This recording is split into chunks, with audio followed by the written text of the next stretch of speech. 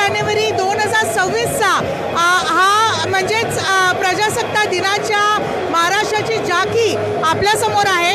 अनोखी आणि ऐतिहासिक असा या कार्यक्रमामध्ये गणेशोत्सव थीम ही ठेवली गेली आहे। आपल्याबरोबर पांडे सर आहे महाराष्ट्र शासन कडून, जे आपल्याला एक्सप्लेन करतील की यावेळेस नेमकं काय थीम आहे आणि का गणेशोत्सव ही थीम घेतली गेली आहे। सर थोडंसं एक्सप्लेन करा यावेळीच्या प्रजासत्ताक दिनाच्या दिवशी काय ही थीम आहे आणि नेमकं काय का गणेशोत्सव केलं गेलं। सगळ्यात आधी नमस्कार, गणपती बाप्पा मोरया। या ठिकाणी पांडे श्रीराम सहसंचालक सांस्कृतिक कार्य संचालनालय माझी ओळख। हा आर्थिक आत्मनिर्भरतेतून गणेशोत्सव हा आपण साकारण्याचा प्रयत्न या ठिकाणी केलेला आहे। महाराष्ट्राचे अष्टविनायक या ठिकाणी मागच्या बाजूला आपण दाखवण्याचा प्रयत्न केलेला आहे।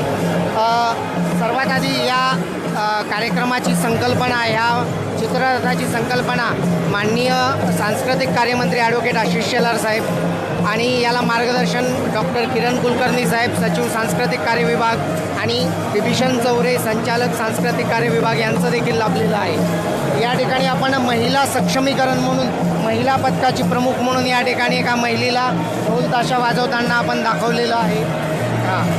त्याचबरोबर गणेशोत्सवाच्या निमित्ताने महाराष्ट्रामध्ये जवळजवळ 60 ते 70 हजार कोटीची आर्थिक उलाढाल ही होत असते आणि आर्थिक आत्मनिर्भरता कशा पद्धतीनं या सणातून येते हे दाखवण्याचा आपण प्रयत्न या चित्ररथाच्या माध्यमातून करत आहोत। मागच्या बाजूला एक मूर्तिकार आपली मूर्ती रंगवत असल्याचा जो व्यवसाय आहे तो या ठिकाणी दिसून येतो आणि त्याच्या मागच्या बाजूला मूर्तिकार जवळ पेनसारखं ठिकाण आहे महाराष्ट्रामध्ये, ज्या ठिकाणी गणपतीला गणेश मूर्ती निर्माण करण्याचं कार्य केलं जातं। त्याच्यामागे आपण कोकणातला गणेशोत्सव कसा आनंदाने वाजत गाजत डोक्यावर घेऊन गणेशाची मूर्ती घेऊन येतात ते चित्र आपण पाहत आहोत। आणि सगळ्यात शेवटी आपण एक हेमाडपंथी मंदिर आणि त्याच्यामध्ये अष्टविनायक आपण कोरलेले आहेत ते दाखवण्याचा आपण या ठिकाणी प्रयत्न केलेला आहे। धन्यवाद। नक्कीच, म्हणजे यावर्षी लोकमान्य टिळक यांनी सुरू केलेल्या गणेशोत्सवची पूर्ण झाकी आपल्याला बघायला मिळते आणि त्यात म्हणजे नुसतं एक असा एक कुठला गणेशोत्सव नाही, तर महाराष्ट्राच्या वेगवेगळ्या जागी गणपतीची मूर्ती बनवल्यापासून ते कशा प्रकाराने पुढे पूर्ण उत्सव होता त्या सगळ्यांबद्दल जे आहे इथे जे आहे दाखवलं गेलं आहे। आपल्याबरोबर आर्ट डिरेक्टर तुषार प्रधान पण आहेत, ज्यांनी हे ही पूर्ण झाकी बनवली आहे। तुषार प्रधान जुळलेले आहेत। सर मला हे थोडंसं एक्सप्लेन करा नेमकं यावेळेसच्या पूर्ण आर्टमध्ये काय काय बनवलं आहे आणि नेमकं काय हे होणार। आपण या ठिकाणी आपण नाशिक जो महाराष्ट्राचा एक गणेश उत्सवाचं मोठं प्रतीक आहे त्या ठिकाणी आपण दाखवलं आहे हेडवरती।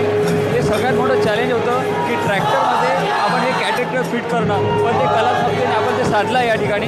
त्यानंतर एक कलाकाराचं प्रतिबिंब या ठिकाणी दाखवलं आहे, जे गणपतीचा मास्क स्क्रीनवरती जे प्रोडक्शन होतं मातींच्या मूर्तीचं ते आपण या ठिकाणी दाखवलं आहे। त्यानंतर एक पारंपरिक कॅरेक्टर आपण या ठिकाणी दाखवलं आहे, जे गणेशाची भव्य दिव्य मूर्ती डोक्यावर घेऊन तो निघाला आहे प्रवासाला। त्यानंतर अष्टविनायकाचं मंदिर आपण या ठिकाणी दाखवलं आहे, जे याचं प्रतिबिंब आहे की welcome to Maharashtra, welcome to Ashtavinayak. आणि त्यानंतर हा मनोरा आपण दाखवला आहे ढोल ताशा पथकाचा, जो विशेष करून पुण्याला ढोल ताशा पथक तिथे प्ले करतात। असा संस्कृती आणि आत्मनिर्भरतेने भरपूर असा आपला हा महाराष्ट्राचा यंदाचा चित्ररथ आहे। नक्कीच, म्हणजे महिला सशक्तीकरण बरोबरच त्यानंतर गणपती बाप्पांची मूर्ती ज्या प्रकाराने बनवली जाते आणि गणपती बाप्पांचा विसर्जन आणि तसंच वेलकम टू महाराष्ट्र म्हणजेच वेलकम टू अष्टविनायक आणि बरोबर महाराष्ट्राच्या पारंपरिक रीतीने बनलेले मोदक, ढोल ताशा, जे वेगळं लोकगीत आहे ते सगळं इथे बघायला मिळतं आहे। आता एक झलक इथे पण आपल्याला बघायला मिळते, ती म्हणजे लोकगीतची।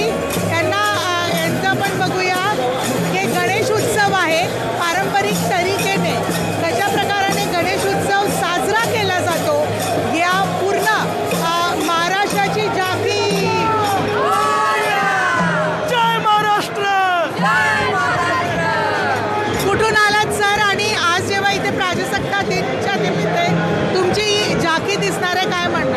आम्हाला खूप आनंद होतोय की आम्ही 12 कोटी लोकांना रिप्रेझेंट करतोय. आम्ही सगळे कोल्हापूर आणि साताराचे कलाकार आहे. मी सर्वेश सावंत, मी आता आमच्या राजेंद्र संपाळ सरांनी कोरिओग्राफ केलं, त्यांना मी असिस्टंट कोरिओग्राफी करतोय. आम्ही खूप भाग्यवान समजतो की आम्ही 26 जानेवारीला पूर्ण महाराष्ट्राला रिप्रेझेंट करतोय आणि खूप आनंद आहे आम्हाला. आणि गणेशोत्सव असं आनंदात आणि जल्लोषात करणार आणि नक्कीच महाराष्ट्राचा पहिला नंबर येणार 100%. पूर्ण देशासमोर तुम्ही महाराष्ट्राची परंपरा दाखवणार आहे. नऊवारी साडी, नथ आणि सगळं काय घालून थोडं आपलं जे घातलं आहे त्याच्याबद्दल सगळ्या म्हणजे महाराष्ट्रातल्या प्रत्येक स्त्रीचा हा शृंगार आहे आणि तो ती सन्मानाने घालते आणि तो सन्मान घेऊन आज आम्ही दिल्लीत आलो